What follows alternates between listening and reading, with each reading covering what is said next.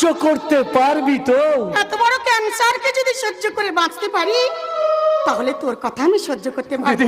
বল না ভাই, আমাকে তুই সত্যি কথাটা বল না। তাহলে তাহলে শোন দিদি, ওরে ওরে আমি যে তোর ভাই, আমি যে তোর আমি যে তোর নিজের ভাই নয়।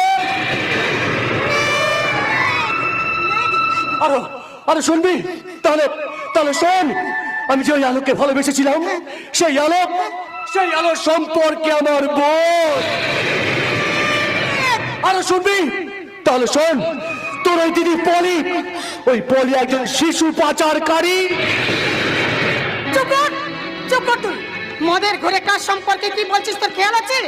যে দিদি আমাদের মায়ের মতো মানুষ করলো, আমাকে সেবা করে সুস্থ করে তুলছে, তোকে লেখাপড়া শেখালো, তার সম্পর্কে তুই এই কথা বলছিস? স্বার্থপর কোথাকার। আমি স্বার্থপর। তাহলে